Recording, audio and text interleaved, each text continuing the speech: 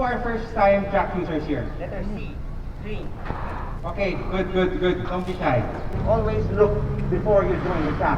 You cannot join the track at 20 kilometers per hour. Do not stop for whatever reason on the racetrack. Kung may mahulog, for whatever reason, let the marshals do their job. I know we are all friends here, but stopping on the track for your friend is more dangerous than letting the marshals do their jobs. So first, track experience and the Ducati Streetfighter V4 of all things, no?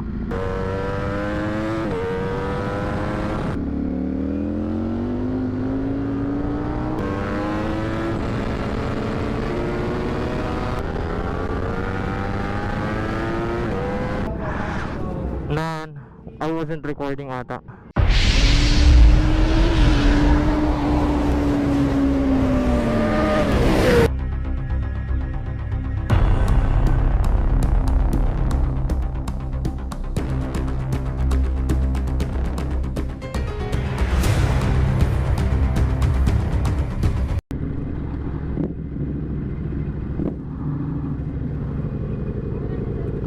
Enzo Amistoso. Ayan, number 83. Enzo Amistoso. Thank you.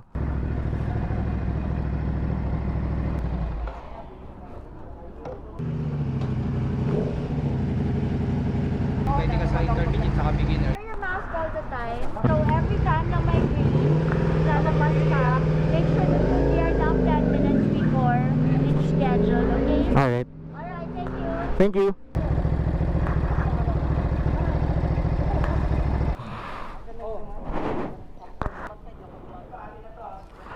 Ano, idol?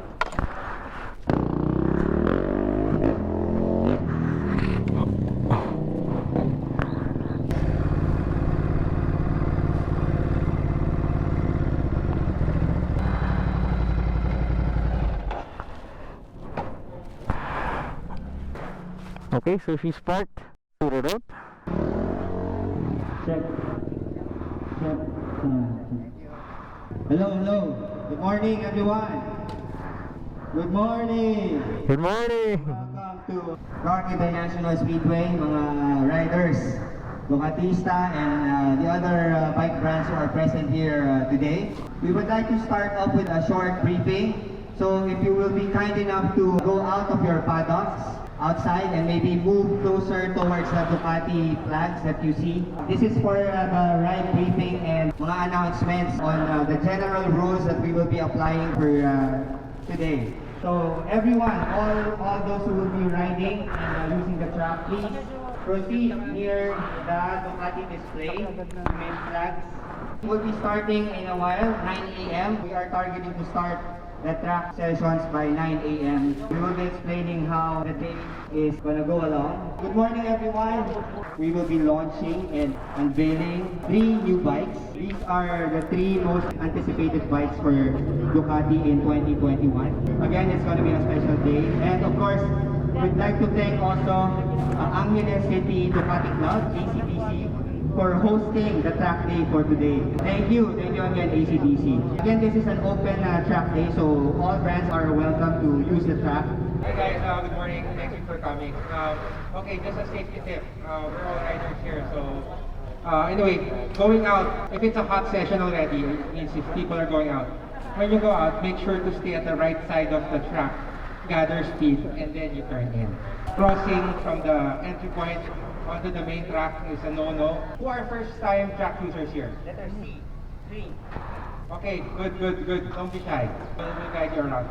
Good morning, guys. So for the first session, we'd like to get the first timers together. Coming out of the pit exit, meron dyang line. Okay, so stay all the way to the right. And then as you can see, there's a white line on the track that extends all the way to the end. Dapat, when you go out, dahan-dahan lang tayo. And then at the same time, you only can join the track when nakapagod na yung white line. And then always look before you join the track. You cannot join the track at 20 kilometers per hour. So you have to build a little more speed. But until the end of the pit lane, where the gate is, you should be at maximum 30 kilometers per hour. Bawal po yung pabalik. Okay, you cannot counterflow on the pit lane. If you want to go around, At the end of the pit building, there is a bypass going to the backside. Same for the backside of the pits, please. Okay, this is not a place for you to test your bikes, do your power launches and stuff like that. So sa likod, maraming tao, maraming debris also. So you need to be very slow, and if you want to come back, you come back to the pit park permit area here. Okay, so one way ang ating pit lane, and then if you want to come back, go to the backside, but travel at a very slow speed. Okay, so ano also to start? Now already. Gear up! Okay, let's gear up, and then, yeah. Guys, nga pala, on the track, meron tayo 2 flags.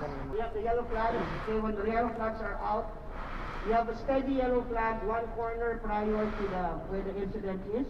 Okay, you have to slow down. At the same time, on the area where the accident is, you have a wave yellow flag. So you have to slow down during this area. Okay, and then after that, proceed. Okay. Do not stop for whatever reason on the racetrack. Kung may mahulog for whatever reason, let the marshals do their jobs. I know we are all friends here, but stopping on the track for your friend is more dangerous than letting the marshals do their jobs. Thank you very much. So, yeah. The end of the session, guys, meron tayong checkered flag. It will be shown here. Okay, after the checkered flag, do your warm down lap and then exit. Okay? The same manner, going in, slow down. If you want to slow down, put your hand up or your leg up or indicate that you're coming into the pit lane. Okay? Do not immediately slow down on the straight. Kasi yung mga tao sa likod niyo, you know, they might hit you.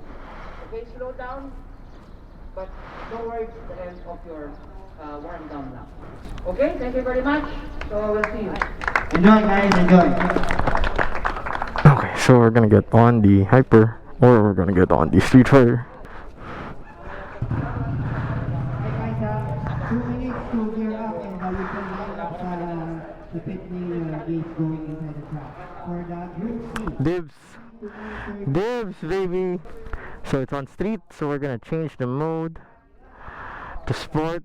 Sport engine high, traction control 3, ABS 2, wheelie control off. Side control. There's group C. Racetrack is now open.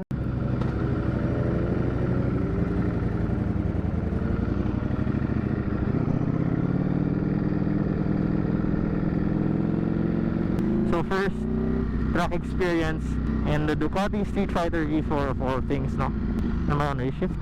No, it's got normal shifting.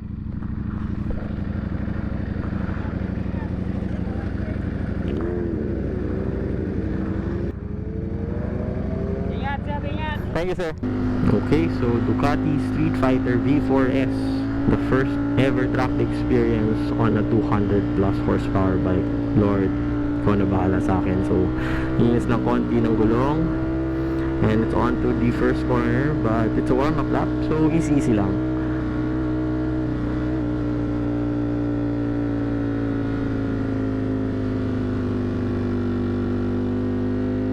So just a warm-up lap.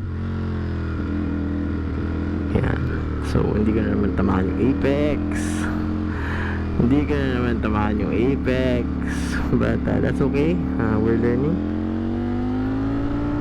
Sige, nag-shift ako, napakababa. Hindi pa ka nakakalakahati yung RPM. Nag-shift na ako. Okay lang. Relax lang tayo. So maaga on the brakes. Downshift. And I run wide. But that's okay. Medyo natatakot akong idapa yung bike. Kasi yun na nga, malamig pa yung gulong. And you're not supposed to go and push a tire when it's cold. So at least do a lap or two to get the tires in optimum temperature. So another corner that I went wide on, but that's okay because I mean, yan, so konting upak, konti lang, maaga-aga nag-shift. Kasi sa utak ko talaga, nag-shift ako gamit yung narinig ko. So downshift from 5th to 2nd. Medyo napaaki yung brakes ko doon. Sayang yung speed na sana nakuha. So that's the closest I've been to an apex all day. But again, this is warm-up lap. Yan. Medyo malapit. Yan. Yan. Then yung exit mo sana, diba? If you took it properly. I'm not entirely sure. I haven't been educated sa racing line nito. Yeah, just wide through there. I didn't even maximize yung left side, but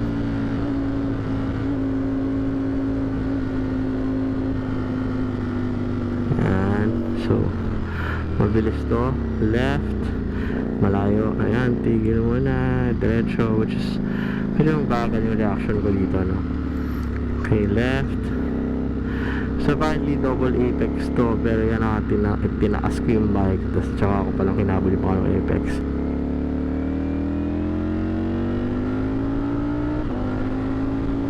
Medyo nagkalangan pa ako dito ng ihataw kasi hindi ko pa alam kung saan i-exit ng corner. Parang wala pa idea kung ano yung tsura nun. It's the first time. So yan, so that concludes the warm-up lap. Here we go, we have time. And hindi pa rin tayo nag-shift na maayos. We still have like 4,000 RPM before rev limited. And yun na, hindi natin nasulit. So okay lang, makagaling tayong promeno. First corner, more bagal, so I'm having to open up the gas a bit just to creep it up there to the hill. Then we go down the corkscrew, not tight there, medyo sluggish yung pag move to the right side, run wide, lost a lot of speed, 61 na lang ako by the end of that corner. So again, hindi ko na ma-maximize yung revs, hindi ko na maximize yung makina kasi nakakatakot pagka ganyan kalakas yung makina kasi open it full throttle, it's something, no? So this corner, I like that corner, I love that corner, sarap ng pakiramdam, pero tsaka na pag dinidrag na ako. So may mga tao na sa harap ko, so racing ko sila ng onte, habulin ko sila, pero ng slight lang, hindi ko sila kakamatayin. So I ran wide in my pursuit, no? But we've got a lot of power on top. Again, this has 215 horsepower. It may have more due to the Akrapovic full racing exhaust. So ito,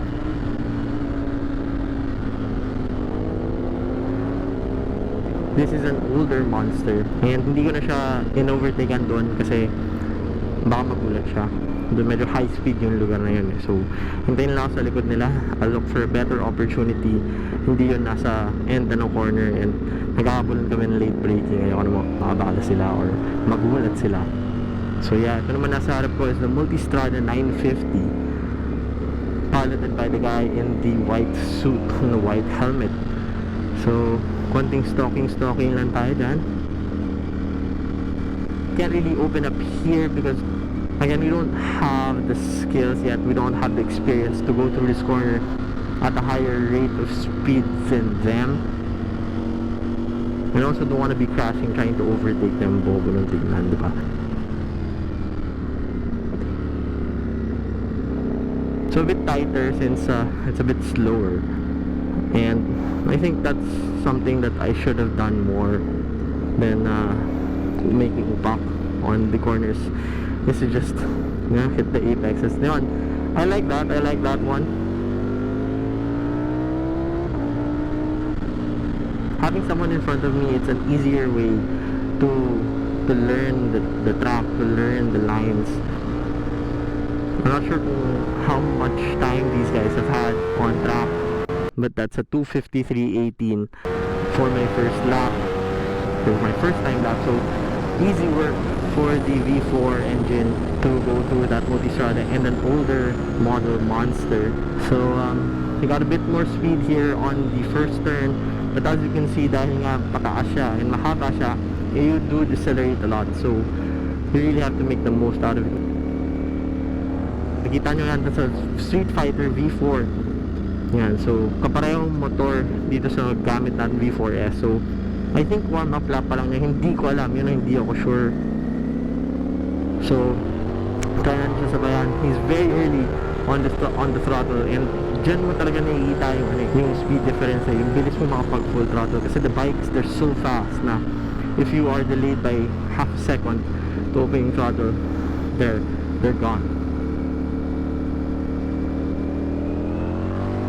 So medyo may confidence ako since the same bike is in front of me, so I'm able to see how far he's leaned out and how much farther I can lean out, no? But again, that's not advisable then, since this guy probably owning that bike, this guy probably has a lot of seat time on that bike, a lot of track time probably. As you can see nga, he's got a good, he's got a nice good line, no? I'm just here trying to keep up. I don't know if he's sandbagging and just waiting for me so he has good footage of his riding. Ako naman, trying hard naman ako na sumabay kay Kuya, diba? So, not too tight there. Again, I do have knee pads on the suit, but I don't have knee drag training. That will have to come from Coach Tofu of Tofu Track Riding Clinic. See you soon, bro. Shout out to you. And TJ Alberto Racing School, shout out to you also. Hopefully, sino sa inyo makapagtulong sa akin mag knee drag in the near future.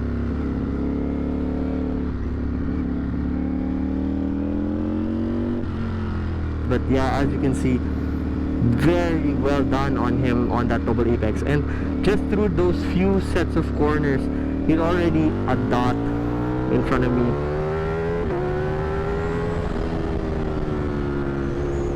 There's a lot of time to be gained in the smoothness and accuracy of riding on track.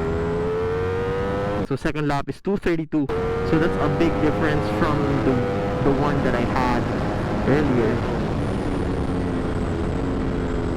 and that would be thanks to the guy in the Streetfighter V4 for taking me around. So he's about, let's see, one.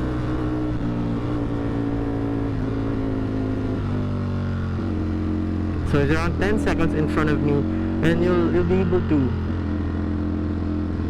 compute that by like thinking of a marker and then counting how many seconds until you yourself hit that after he does. So he's just extending and extending his advantage.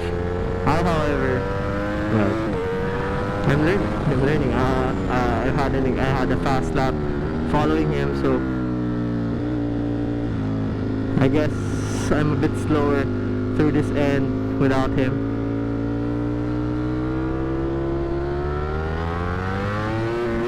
So mischief there.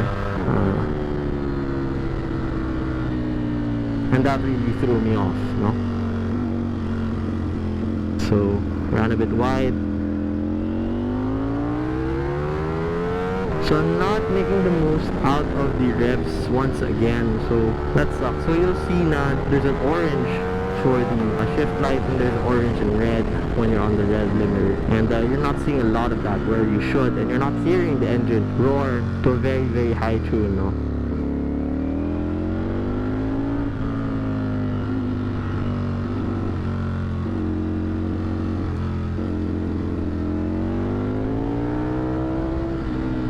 So there's a photographer there, so let's look good. Open up the bike now.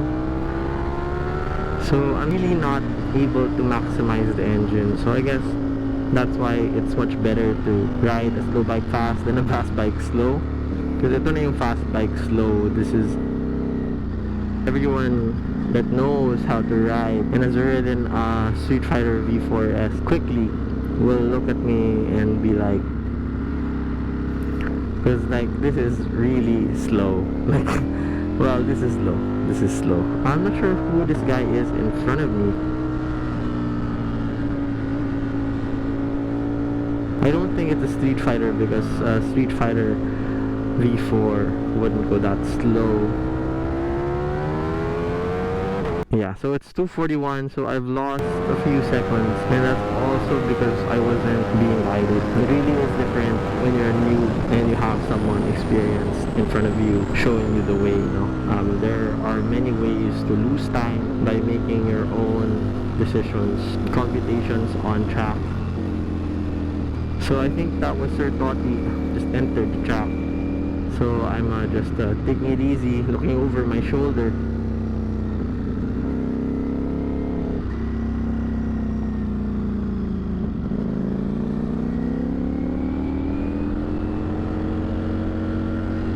I'm gonna let him pass because because I know this is Toti Alberto. Yes, he's been riding motorcycles and fast motorcycles even before I was born. So this guy definitely knows his stuff. He is also the president of Ducati. He's on board the all-new Monster 937, and I think he's just watching me,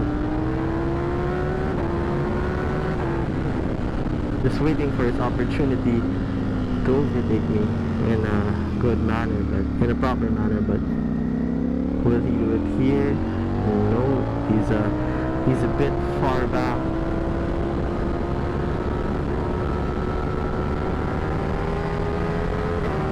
So I just show him how much I'm willing to go fast. Very early on the brakes, not even hitting the apex, so medyo nakakayayon. But yeah, here, let's get a bit close and then a bit wide. So there's a guy in front of us.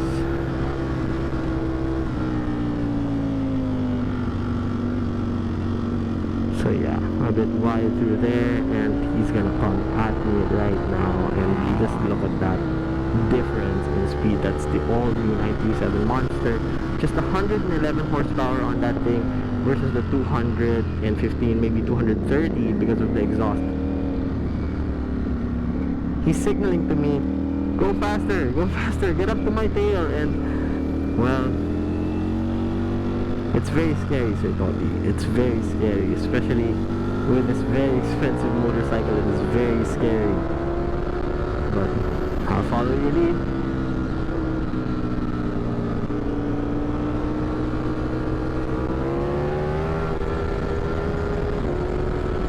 Third lap, 2:37. A bit of improvement. Sir Toti giving me the hand signal to overtake, as he might be overtaking me in the corner. So that's 200. I actually was supposed to brake after the billboard, but no. So over here, first corner, and as you can see, that is the right way to go about the first corner and not how I did it. So just so you guys know, that is the line, that was the line, or maybe that's the overtaking line, but as you can see, the bike has a lot more. So he's pointing at me a bit more again, telling me to stay on the tail, follow me.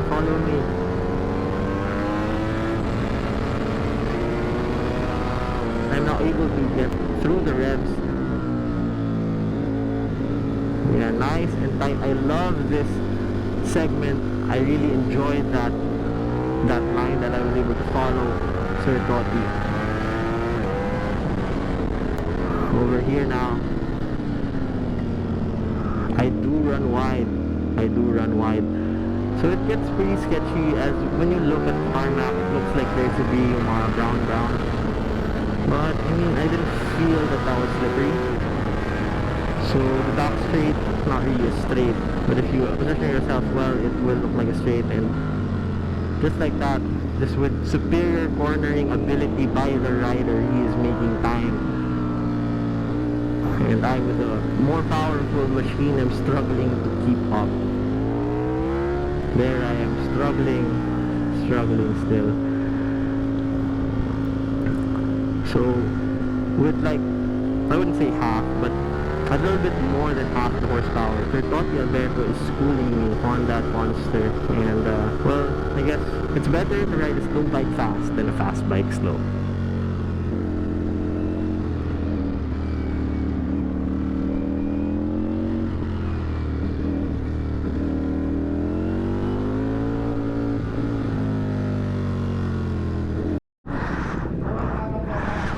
Man, I wasn't recording ata.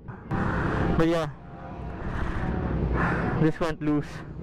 Unfortunately, I had to stop. But damn, yeah, no chicken.